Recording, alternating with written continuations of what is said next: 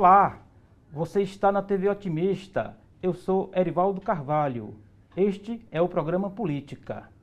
Hoje vamos bater um papo com a vice-governadora do estado do Ceará, Jade Romero, do MDB. Como estão os programas do governo do estado voltados para a mulher? Vamos fazer um balanço das ações nas áreas da saúde e segurança pública. Destacaremos o avanço da economia cearense. Ainda um panorama da disputa eleitoral de 2024. Estas e outras questões a partir de agora no programa Política.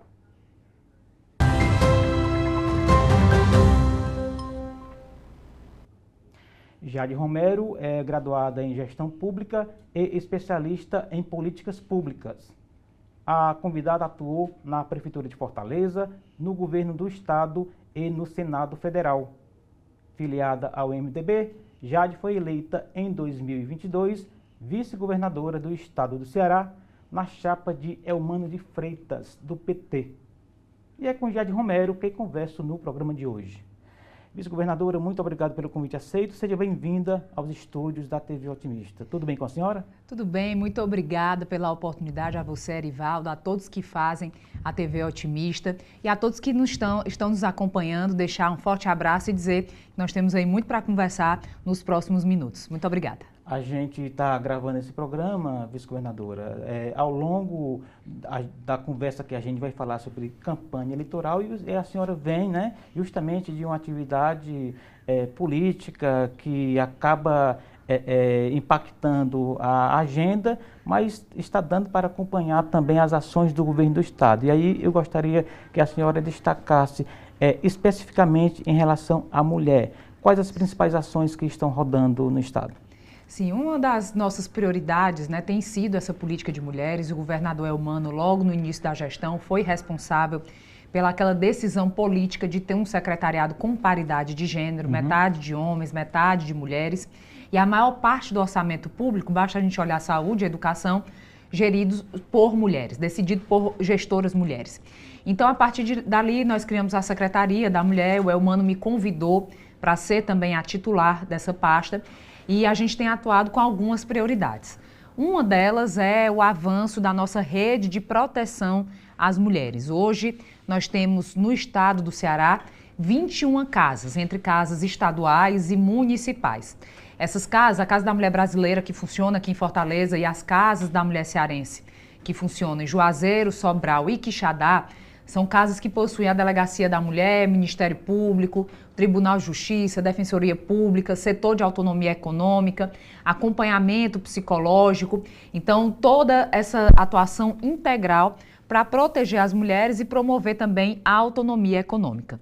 Já os outros equipamentos municipais também possuem acompanhamento jurídico e psicológico, em especial para aquelas mulheres vítimas dos mais diversos tipos de violência, mas também tem esse eixo também da autonomia econômica. Paralelo a essa questão da proteção, o outro eixo que é estratégico dentro do governo é essa promoção da autonomia das mulheres, tanto no empreendedorismo. Hoje o estado do Ceará tem 40 milhões de reais disponíveis somente para mulheres, negócios liderados por mulheres individuais, em grupos, novos negócios ou negócios que já existam, para que a mulher possa acessar o crédito e ter ali mensalmente a sua renda garantida para o sustento da sua família, para o investimento dentro do próprio negócio, com educação financeira, sabendo fazer aí a diferença, né? Nós temos o capital que é para capital de giro, outro que é para investimento. E outro eixo também que nós estamos lançando essa semana, iniciando essa semana, são os cursos de capacitação. São 10 mil vagas abertas para as mulheres. Tem curso híbrido, né, que é presencial e online, 100% online, outros 100% presenciais, que são cursos também focados em áreas, alguns deles em áreas que foram historicamente dominados por homens e que há demanda também da formação de mulheres.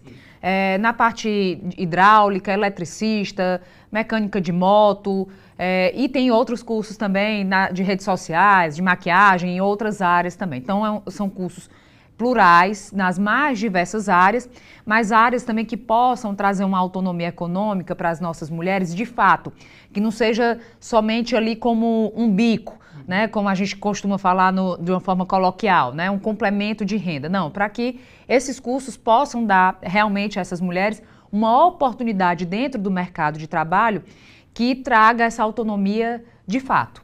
Né? Agora, a gente tem aí, quando a senhora fala em emancipação econômica, a gente está indo no ponto nevrálgico que é a história da violência, da dependência econômica da mulher em relação ao homem. Agora, nós temos números, isso está sendo acompanhado, nós conseguimos dizer, olha, o governo do Estado saiu desse ponto para esse aqui e nós conseguimos, nos últimos anos ou meses, alterar esses índices de violência contra a mulher. Isso é possível ser feito? Sim. Primeiro, destacar que nós temos, nessa questão do emprego, o Estado do Ceará vive uma fase muito boa, né? Uma fase, a menor taxa de desemprego desde o ano de 2014. Então, quando a economia melhora como um todo, melhora também para nós mulheres que somos maioria da população. Em relação ao acompanhamento desses casos de violência, dos números, de forma científica, nós lançamos, inclusive, o Observatório da Mulher, que faz parte do programa Cientista-Chefe. Nós temos uma parceria com a UES e com a URCA, que faz o acompanhamento desses dados e, além de acompanhar os dados, também tem como produtos a serem entregues a projeção, o desenho de políticas públicas com a participação da universidade para que norteie essas políticas baseados em dados, em metas, sim, e também além das metas, mas também observando cientificamente o avanço ou não de algumas políticas públicas no Brasil e no estado do Ceará. Aqui nós podemos comemorar, Erivaldo, aqui no estado do Ceará, segundo o Fórum Brasileiro de Segurança Pública, nós temos a menor taxa de feminicídio do Brasil. No entanto, é determinação do nosso governador Elmano que a gente siga incansável, porque a gente não pode tolerar que nenhuma mulher seja morta por conta de ciúme, por causa de um fim da relação ou pelo simples fato, né, por ódio ao fato dela ser mulher. Então, mesmo tendo essa menor taxa do Brasil, a gente tem feito um trabalho, né, junto, inclusive, ao governo federal, pela meta, que é uma meta ousada, que nós sabemos que só pode ser atingido a médio e longo prazo e com o envolvimento de toda a sociedade, que é do feminicídio zero. Além disso, o estado do Ceará reduziu também os casos de importunação e assédio sexual, reduziu também as lesões corporais graves e agora, no mês de agosto, nós tivemos uma redução de 75% dos feminicídios em relação ao mesmo mês do ano passado. Lógico que são comparações ainda que nos levam a projeções dessa redução, mas que a gente só pode consolidar esses dados ao término do ano para comparar com a série histórica. Mas é importante destacar que mesmo com essa redução, como eu disse anteriormente, a gente não pode tolerar nenhum tipo de violência contra nós mulheres, né? Esse tem sido o nosso grande objetivo, por meio do programa Ceará por Elas, onde a gente convoca os municípios a pactuarem conosco essas políticas, por meio de outras iniciativas, conclamando a imprensa, a sociedade, o setor produtivo, para que todos e todas possam se imbuir dessa responsabilidade, que não é só do governo do Estado, é uma responsabilidade da sociedade não tolerar esse tipo de violência. Ficou bastante claro, a gente vai fazer um rapidíssimo intervalo, daqui a pouco a gente volta com o bate-papo com Jade Romero, a vice-governadora do estado do Ceará, nossa convidada de hoje aqui no programa Política da TV Otimista. Não saia daí, a gente volta já.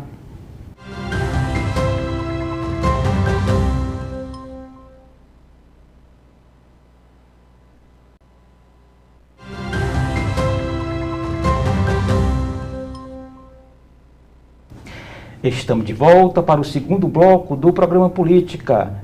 Eu sou Erivaldo Carvalho e você está na TV Otimista, que recebe hoje a vice-governadora do estado do Ceará, Jade Romero, do MDB. Daqui a pouquinho vamos falar mais de política, mas ainda em relação à vice-governadoria. A gente tem a senhora como a segunda vice-governadora, né? A ex-governadora que chegou a assumir o mandato também fez um bom trabalho na vice-governadoria e agora a senhora está substituindo, digamos assim, o mesmo posto, né? O que isso nos diz, Jade, de duas mulheres nessa sequência fazerem um trabalho ativo, né? não é algo tão discreto como às vezes a gente acha que deve ser uma vice-governadora, uma vice-prefeita. Qual é o avanço, qual é a mensagem que essa sua posição deixa para a política cearense? Bem, primeiro dizer que eu tenho muita honra, né? Tenho muito orgulho de suceder a Isolda, que foi uma grande secretária da Educação no governo Cid, que foi uma vice-governadora com muito trabalho, muito serviço prestado ao lado do Camilo Santana, e que recebi com muita responsabilidade essa missão, né, que o povo cearense conferiu a mim e ao Elmano, né, de suceder, ser a segunda mulher vice-governadora do estado.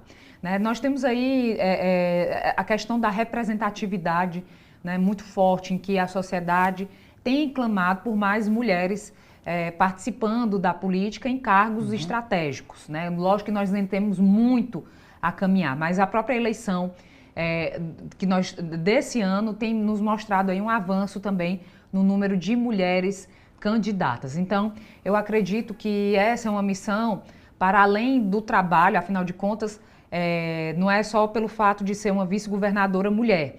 Né? Eu acredito que qualquer pessoa que ocupe esse cargo no Brasil hoje, a população que paga uma carga alta de impostos, né, que sabe como é difícil, né, a vida tem sido difícil para a maioria, imensa maioria dos brasileiros, quer uma resposta da classe política que colocou o seu nome, foi eleita, então que esteja lá para se doar, para se dedicar, para fazer aquilo, né, que se comprometeu. Acho que até um tempo atrás, a gente sabe que vice-governador, vice-prefeito, é um cargo da linha sucessória, né? Isso. É para caso de vacância do titular. É algo natural, constitucional, mas nós sabemos também que há essa demanda da população e nada mais justo do que fazer como a Isolda fez, fazer como eu tenho também tentado me dedicar, dar essa resposta também, né, de vices que se dedicam, que ajudam, né? Antigamente tinha aquele dizer que vice que não trabalha conspira, né? Não tem espaço para isso, né? Nós somos todos do mesmo grupo. Eu respeito demais a liderança do governador Elmano, tem sido um grande líder em meio às dificuldades que nós temos vivido, né? Por exemplo, na questão da segurança pública. Então, ele tem se colocado e eu estou ao lado dele, ao lado das pessoas que compõem esse governo, dos demais secretários, nos dedicando para dar essa resposta que é justa e merecida ao povo cearense, que é a quem nós devemos tudo.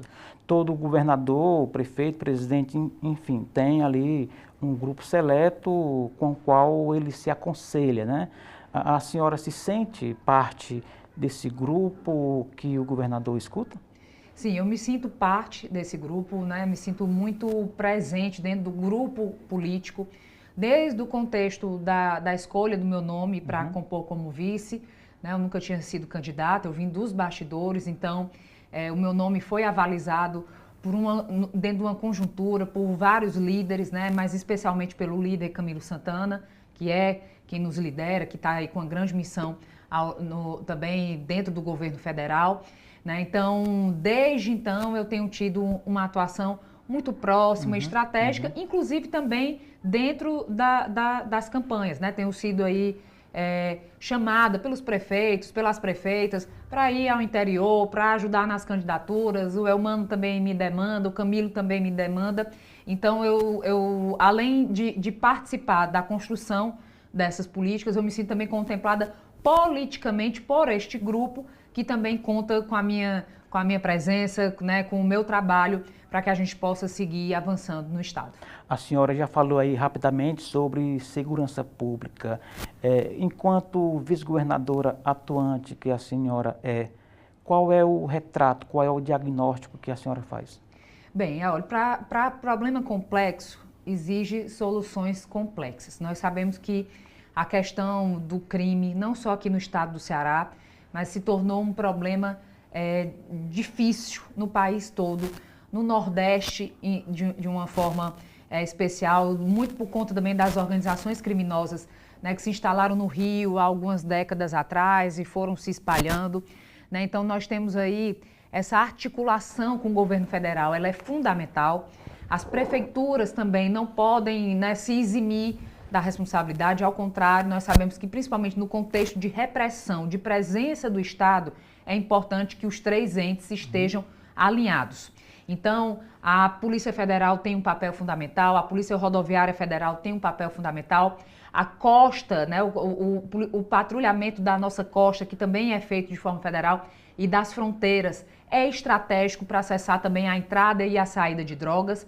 E aqui no governo do estado, nós temos atuado em duas frentes de uma maneira muito firme, liderado pelo governador Elmano. Primeiro é na repressão, a gente tem aí já mais de 1.000 homens que já estão nas ruas, né, aumentando o nosso patrulhamento da Polícia Militar, mais 400 homens e mulheres da Polícia Civil, também da Perícia Forense, para dar mais agilidade aos laudos que são necessários dentro do processo de investigação. Entregamos mais de 420 viaturas para combate ao crime, combate ao tráfico, mas também para a proteção das mulheres, também o combate à violência doméstica. O objetivo é que até o final de 2026 a gente faça a entrega de mais de 1.500 viaturas, novos concursos, fortalecendo, valorizando o policial. Temos 1.300 policiais recebendo hora extra, fortalecendo as nossas corporações para que atuem de modo integrado, com inteligência, câmeras de vídeo monitoramento, o raio, enfim, toda essa articulação para dar a resposta repressiva necessária. E, por outro lado, nós temos também um comitê social, que também é presidido pelo governador Elmano, do qual eu faço parte, com políticas sociais, articuladas inclusive com o Previl, que é um programa que foi pensado pela ex-governadora Isolda Sela, e outras políticas, para também haver uma injeção ali de oportunidades, de formação na área do esporte, da educação, do lazer, na parte do registro de nascimento, né, da documentação, da identificação, ou seja, uma articulação de uma série de políticas também focadas naqueles territórios que nós sabemos quais são, né, que nós temos todo esse mapeamento, a SUPESP faz esse acompanhamento, esse monitoramento das áreas e também das ruas onde há um contexto, né, de maior vulnerabilidade, para que a gente possa também chegar com uma série de investimentos sociais ali naquela área e, obviamente, também com o policiamento de aproximação e a repressão também de maneira muito firme quando for necessário. A senhora colocando esse panorama, a gente não imagina que os CVLIs, né, os crimes violentos letais intencionais, estejam baixando na proporção em que esse investimento está acontecendo. Só que não, os índices eles são muito resistentes, né? Eles cedem com muita dificuldade. E aí eu pergunto, está faltando orçamento, gestão, estratégia, um estudo mais aprofundado? Isso leva tempo para que esses números cedam? Qual é a sensação que a senhora tem com tanto investimento e os resultados que ficam ali ainda a dever? Bem, primeiro a gente tem que ter em mente que esse é um problema que não vem de hoje, que já vem de muito tempo, que não é resolvido com fórmulas mágicas. Afinal de contas, a gente teve um ex-presidente que trouxe soluções, né? Se colocou na campanha, o Bolsonaro se colocou na campanha como alguém que ia resolver a questão do crime no país e que não resolveu, ao contrário, se asseverou. Né? Nós temos hoje, inclusive, foi facilitado o acesso a armas, que você se pergunta como é que pode tanta arma, né, para acontecer tanto crime. Isso é fruto também de uma política que houve no governo federal e que não foi capaz de dar a resposta. Então, é preciso se compreender, quando a gente tem um problema complexo de segurança pública, a integração entre os estados é fundamental e talvez, lógico, todos nós queremos e nós vamos seguir trabalhando incansavelmente para que todos nós tenhamos a paz, para poder sair de casa com tranquilidade, voltar para casa com tranquilidade. E a gente queria muito que fosse um passe de mágica, mas a gente não pode ser populista e muito menos oportunista, de dizer que isso pode ser realizado como água na fervura. Basta fazer isso que é resolvido. Não, são esses investimentos que nós estamos realizando, nós vamos seguir realizando. A articulação com a justiça é fundamental. O governador Elmano está liderando também um comitê que é o Ceará contra o Crime, que envolve Ministério Público, Tribunal de Justiça, todo o sistema de justiça e de segurança, porque também não adianta o governo do estado realizar o seu trabalho, Capturar, por exemplo, um homicida e ele responder, a pena dele ser relaxada mais lá na frente. Então, ou ter essa sensação de impunidade. A sensação de impunidade, muitas vezes, é o que faz com que as pessoas pensem que podem cometer crime e que nada vai acontecer. Então, é muito importante, essa articulação tem sido feita, o Tribunal de Justiça tem aí se imbuído de julgar de forma mais rápida esses crimes, de dar essa resposta à sociedade, para que a gente também evite a impunidade. Então, é uma construção social das pessoas compreenderem que o crime não vale a pena, que o crime vai levar aquele que entrou para destinos muito ruins, ou será preso, né, ou, infelizmente, como acontece na maioria das vezes, será morto pelo próprio crime. Né? Então, essa é uma realidade que, infelizmente, nós temos visto no Brasil e que a gente precisa dessa articulação. Não é de oportunismo, não é de proposta fácil, nem de salvador da pátria, porque a gente também não está num filme, né? Que às vezes aparecem os super-heróis dizendo que vão resolver e que às vezes também a gente também tem que fazer a meia-culpa, né? Por que surgem esses super-heróis e as pessoas acham que eles vão resolver e não conseguem resolver? Então, seriedade, ciência, porque a gente tem que fazer todas as políticas baseadas em evidência, articulação e investimento para que a gente consiga construir essa sociedade que a gente sonha e acredita que é uma sociedade com justiça e paz. A senhora falou aí que o ex-presidente Bolsonaro facilitou o acesso às armas, né? A rigor foi uma ação, e aí a gente não vai entrar no mérito dos motivos, mas facilitou a história dos CACs, né? Sim. A gente tem essa informação de que armas conseguidas porte de forma regular, legal, estão no mundo do crime com as facções, porque me parece serem coisas distintas, né? A gente sabe que tem uma série de contextos.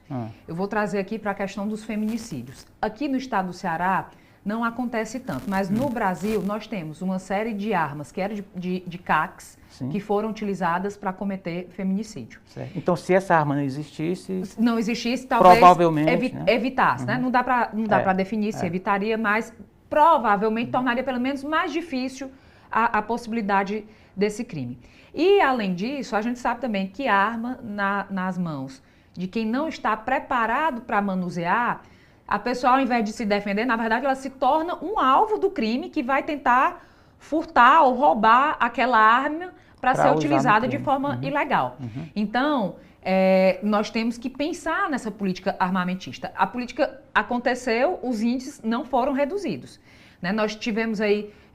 a pessoa pode até ter a sensação, talvez, de que esteja mais seguro se estiver portando uma arma.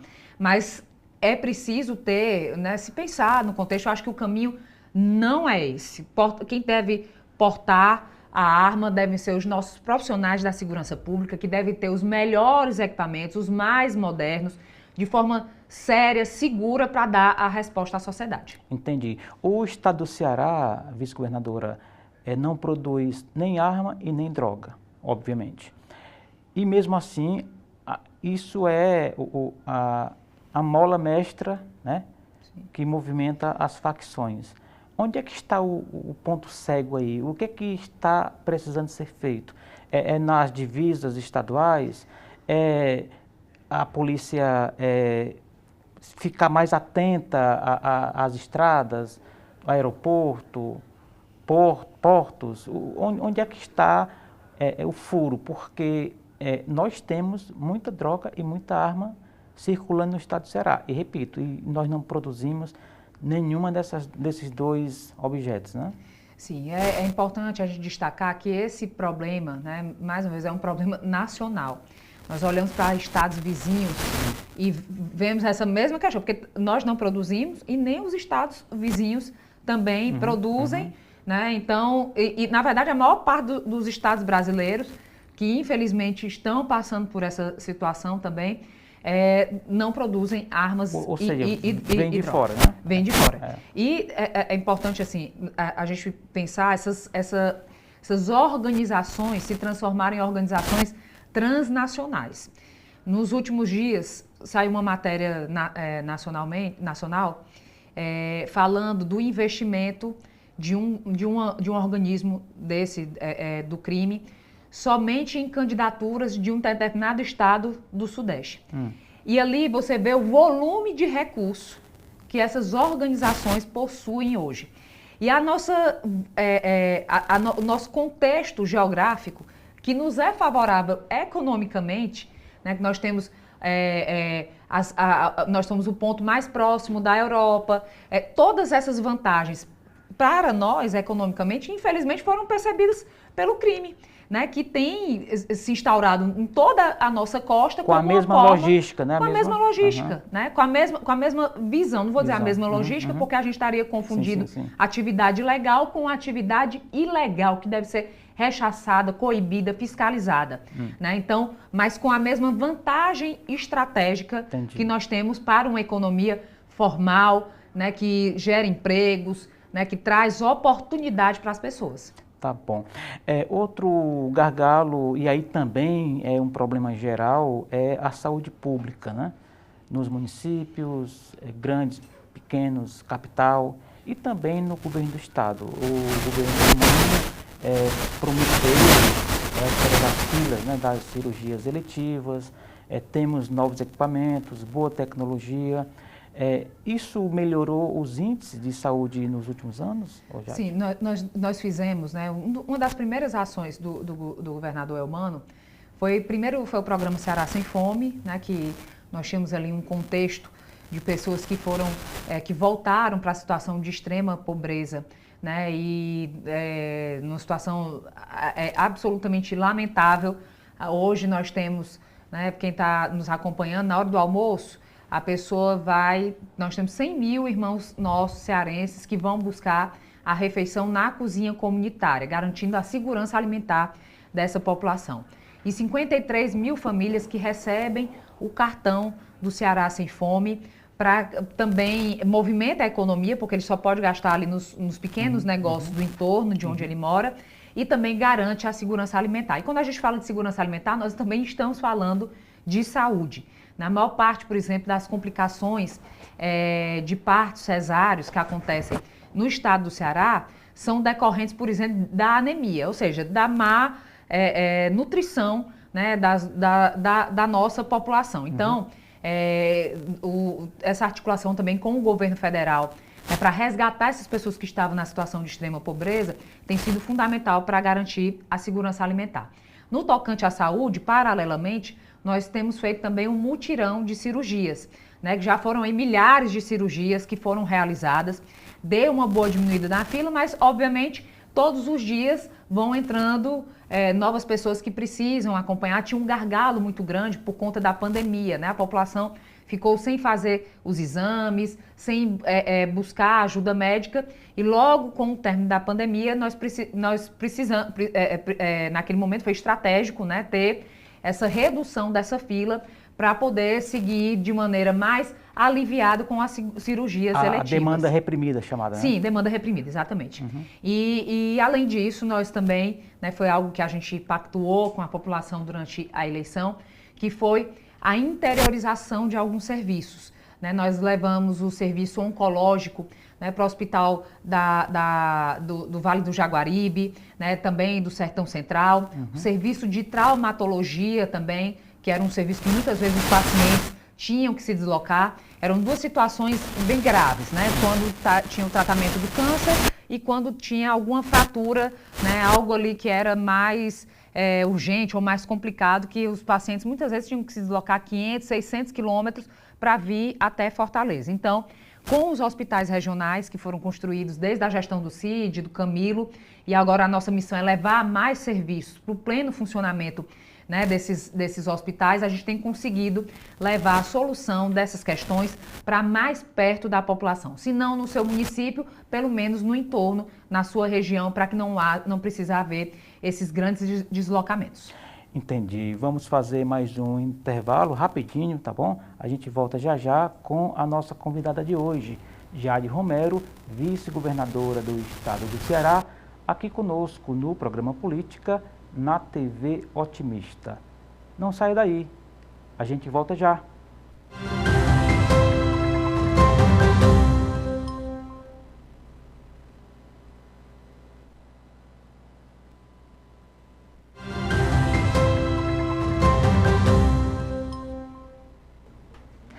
Estamos de volta para o terceiro e último bloco do programa de hoje. Você está na TV Otimista. Eu sou Erivaldo Carvalho e a gente recebe hoje Jade Romero. Ela é filiada ao MDB e é vice-governadora do estado do Ceará. Vice-governadora, a gente falou nos blocos anteriores de investimentos na segurança pública, nas questões sociais, focada ali na mulher, também falamos de saúde pública. Áreas gigantescas que exigem muito orçamento. E aí eu pergunto, como é que está a economia do estado para suprir essas demandas orçamentárias sempre maiores? Bem, primeiro destacar, né, que o estado do Ceará economicamente tem tido aí um crescimento dobro da média nacional, né, os investimentos sendo realizados pelo setor produtivo, né, toda a economia sendo movimentada, por exemplo, como a gente falou aqui, do Cartão Ceará Sem Fome, outros investimentos e também o investimento público. Esse ano o investimento superou, né, foi um investimento recorde se comparado ao primeiro ano da gestão passada do Camilo. Então a gente vem também ampliando esses investimentos nas políticas públicas que também fazem, né, junto com o setor produtivo, junto com a economia como um todo, faz com que cresçam as oportunidades e a gente consiga ter um estado aí que pode comemorar hoje esse crescimento bem acima da média nacional.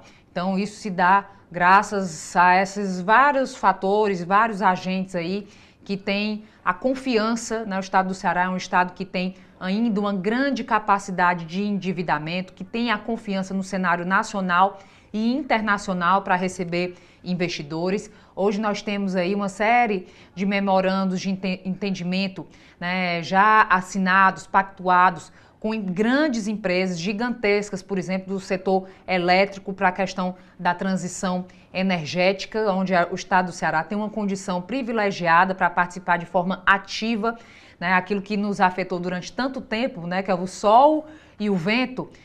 Na verdade, a gente vê hoje como os dois principais ativos para um impulsionamento econômico a médio prazo do estado do Ceará por meio do hidrogênio verde.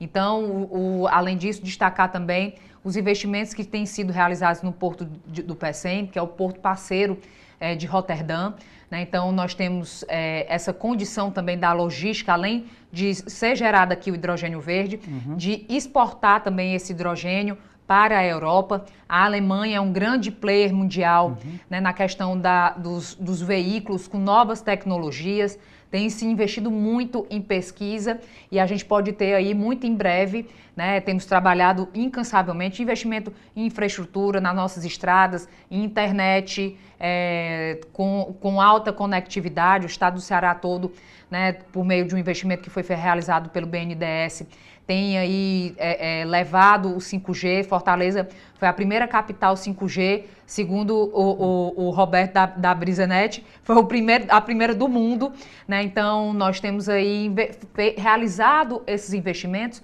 para que o estado do Ceará siga sendo um local atrativo, com condições diferenciadas, com o nosso povo capacitado para suprir a demanda dessas empresas, atraindo investimentos para que a gente possa comemorar resultados ainda melhores em relação ao nosso PIB. Essa agenda do governo do estado em relação ao hidrogênio verde, né, que vai impactar enormemente a economia do Ceará, inclusive alterando o PIB, etc. e tal.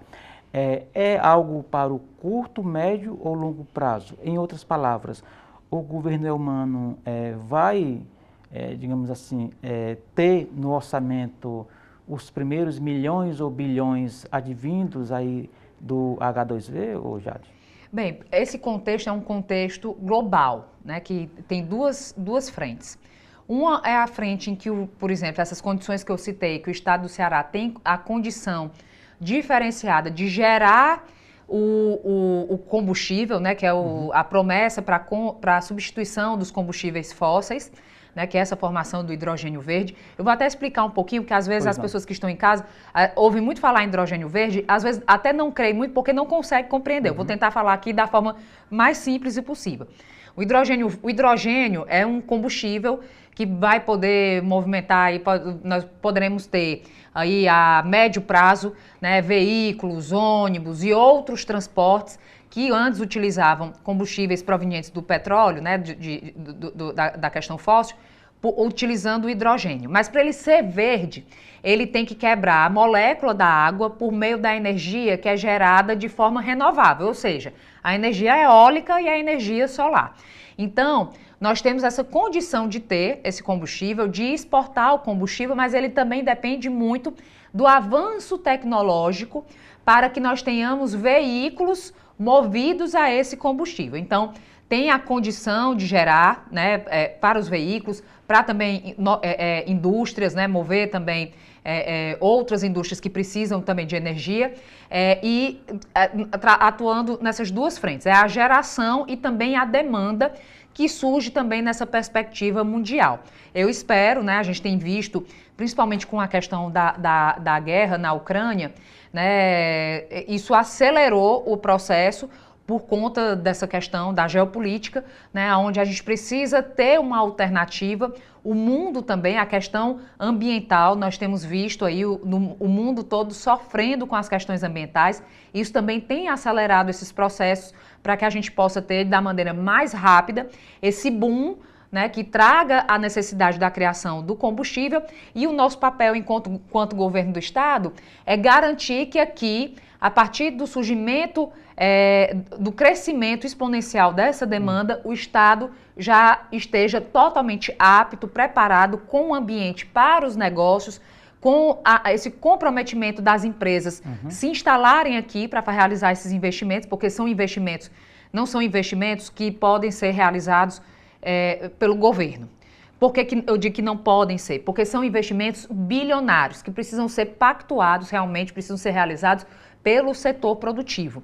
Então, o nosso papel é de ter esse ambiente, essa confiança, né, para receber esses investimentos a partir da demanda. Então, o governo entra como articulador, mas o investimento é privado, né? A maior parte desse investimento é privado. Eu tenho um exemplo que eu acho interessante citar. Agora, nos jogos, né, da Copa que teve nos Estados Unidos, de futebol, teve um estádio, que é o estádio mais moderno do mundo, que foi um investimento de 30 bilhões de reais em um estádio. Então, a gente está falando praticamente do investimento de muitos estados brasileiros, e tem muitos estados que não tem nem 30 bilhões anuais para investir. Eu estou falando de todas as políticas, né? Então, a gente... essa parceria com o setor produtivo, que é quem detém o capital, ela é fundamental, né? Então, os Estados Unidos, por exemplo, se tornou, o que é esse grande player mundial, porque tem os investimentos públicos, né? Tem estados com carga tributária bem superior à nossa carga tributária aqui do Brasil, mas os grandes investimentos são realizados em parcerias público-privada. Então, esse contexto também das energias, né, principalmente do hidrogênio verde, ele precisa desse investimento porque são, como eu disse, investimentos bilionários que serão realizados aqui no estado do Ceará e no Nordeste brasileiro. Muito bem, ficou bastante claro. Vamos virar um pouquinho a pauta para falar de política. Como é que está o MDB de Guerra? O MDB está bem, né? Tem seus candidatos aí, suas candidatas a prefeitos, a prefeitas, né? Toda a condução partidária tem sido realizada pelo presidente estadual, também com apoio, né, do deputado Daniel. Então, são eles dois que, né, que conduzem essa parte política da sigla, né? O Yuri também, que é deputado federal, também chegou, também tem aí atuado em alguns diretórios, né? E essa articulação, a definição, né, das candidaturas, da questão do fundo partidário realmente tem ficado, né, na mão deles, né? Eles que estão à frente da direção partidária e eles também que têm conduzido essas questões, né? A mim, eu tenho ficado também muito focada, porque eu tenho essa dupla função dentro do governo, então tenho me dedicado bastante às questões relacionadas ao governo do Estado, né? A vice-governadoria e a Secretaria das Mulheres.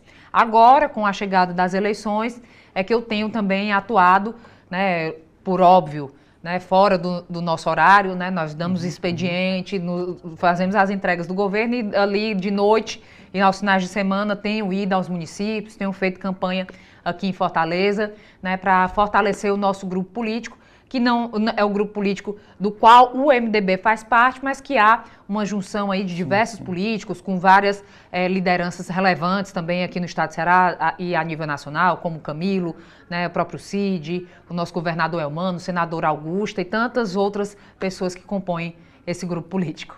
Fazendo uma metáfora futebolística, como é que está o jogo aqui em Fortaleza? Qual é a leitura que a senhora faz já?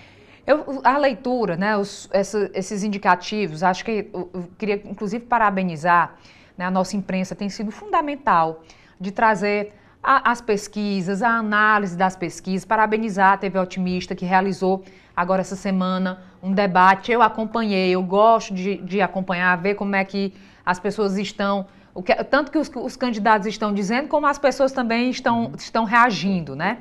E isso traz a oportunidade para que as pessoas possam escolher.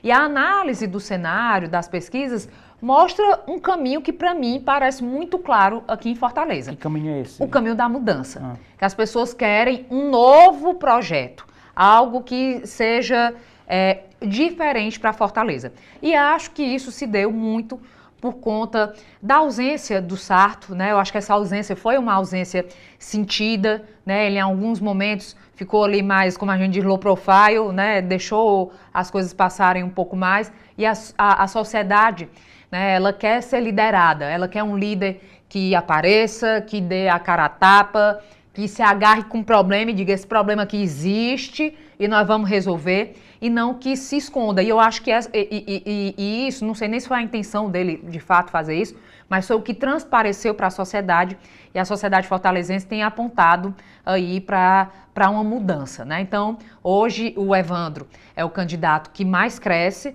né? Desenhando aí uma possível polarização para um segundo turno entre André e Evandro, seguindo analisando a tendência, né, a curva das pesquisas, e mais na frente a gente vai ver se isso vai realmente se solidificar, mas é o desenho que a gente tem hoje aqui na capital. O PT indo para o segundo turno com o PL, nesse desenho que a senhora faz, o grupo tem pontes para conversar com quem fica fora, no caso o Capitão Wagner e o José Sarto, os dois nomes mais fortes, juntamente com o Evandro e o André?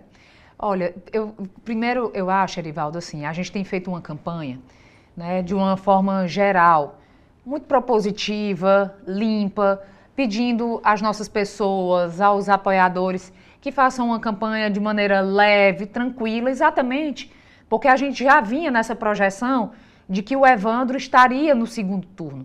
E a gente precisa, sim, dialogar com todas as forças, né? Nós precisamos também apresentar, nesse eventual segundo turno, apresentar à sociedade, né? Quem é, se for contra o André, quem é o André, né? É um menino, né? Jovem, né? Que tem algumas posturas polêmicas, que votou contra alguns projetos que nós consideramos importantes, e Fortaleza vai decidir. Exemplo, a questão da igualdade salarial, né? De gênero, né? Que é algo basilar, que ao meu ver não precisaria nem ser votado, não precisaria nem de lei, porque se tem uma coisa que é um princípio básico, é que se um homem e uma mulher exercem a mesma função, os dois devem ganhar a mesma coisa. Eu não acredito que quem está nos assistindo, quem está aqui, ou em qualquer empresa que a gente conheça, queira praticar algo que a pessoa, só pelo fato de ser mulher, deve ganhar menos. E ainda botar na lei, né? E ainda botar na lei. Então ainda teve que ter a lei, porque isso ainda acontece, infelizmente, e ainda tiveram deputados que votaram contra a igualdade salarial. Então, são situações que a gente precisa definir, né? Qual é o tipo de líder que nós queremos para liderar Fortaleza? É alguém com capacidade de diálogo, alguém já testado, ou a gente bota um aventureiro qualquer que tem posições polêmicas e vamos ver no que é que dá? Não, o voto tem consequência. Então, são esses debates que a população vai fazer, mas isso a gente está projetando aqui para um segundo turno, né? A gente sabe que tem que trabalhar com muita humildade, de forma incansável, no primeiro turno, para garantir essa vaga. Não existe eleição ganha, não existe eleição fácil. E quem decide é a população. E com essa projeção de talvez um segundo turno aí polarizado, como aconteceu nacionalmente. Entendi. Dando o devido desconto, já que a senhora é da campanha do Evandro Leitão, o que na gestão Sarto a senhora, olhando ali, analisando, manteria algo que, olha, isso aqui está ok, está funcionando, a gente pode incorporar no nosso governo? O que seria, qual a área aí? O Evandro vai fazer essa análise, né, com a equipe dele, né, se a população assim decidir. A gente está falando aqui, né, no cenário hipotético, né, mas com certeza, se eu pudesse dizer, por exemplo, algo ao Evandro, né, aconselhar, que acho que nem cabe esse papel de aconselhamento, né, ele é um grande líder, testado na Assembleia, uma capacidade de diálogo, um presidente que foi eleito com a unanimidade dos votos, inclusive com o próprio voto lá do André, né, quando foi candidato a presidente da Assembleia. Então, mas a gente vê que teve um cuidado, por exemplo, com a Beira-Mar. Beira-Mar, um cartão postal da cidade, né, aqui no Meireles, teve esse investimento em infraestrutura. Então, se mantenha, mas que se possa replicar também para a periferia, né? A população a população de Fortaleza não somos nós, né? Porque eu também moro aqui nesse quadrilátero, não somos nós. Nós temos que conhecer e reconhecer que a periferia também merece ter obras como a obra da Beira-Mar, né? Obra com boa estrutura, planejada, área de lazer para a nossa população, né? Então, eu considero que esse é um cartão postal bem cuidado e que essa iniciativa poderia ser replicada também para a periferia da nossa cidade. O eventual alinhamento dos 3 governos, né, federal, estadual e municipal, não tira um pouco do espaço de cobrança, porque é mais fácil você cobrar de um adversário do que de um aliado, ou isso não faz sentido? Eu acho, Erivaldo, eu vejo como algo positivo, como algo que pode trazer mais recursos, assim como a gente tem o Camilo, na época que foi governador, nunca foi recebido pelo Bolsonaro. Nunca, nenhuma vez. E isso é prejudicial para a política, né? Hoje nós temos aí a retomada das obras da Transnordestina, né, investimentos federais que foram realizados, que estão sendo realizados aqui no estado, graças ao presidente que veio aqui no estado, muitas vezes ao presidente Lula, e a nós que somos recebidos todas as semanas pelos ministros lá em Brasília, né? Daqui a pouco a gente vai receber um investimento, por exemplo, na área da mulher, de mais 3 casas da mulher brasileira que serão construídas aqui, recurso federal. Então, esse alinhamento, ele trouxe da época do Camilo com o Bolsonaro, que o Bolsonaro não enviava nada para o estado, para um presidente sensível, um aliado com o governador, que tem trazido os recursos.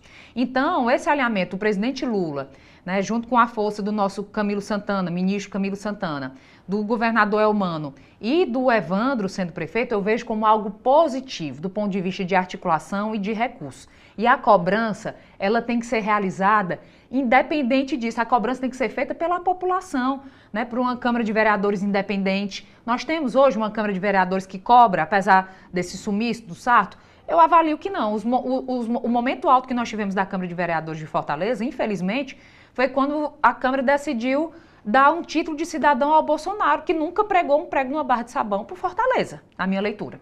Então, assim, eu acho que a gente precisa ter também essa observância de votar também em vereadores que façam aquela casa, e lógico que eu não estou generalizando, nós temos excelentes vereadores também atuando hoje na Câmara de Vereadores aqui de Fortaleza, mas para que a gente possa subir ainda mais o nível, qualificar, para que a gente tenha uma Câmara independente, que possa cobrar, mas também que possa ajudar o prefeito que foi eleito pela nossa cidade.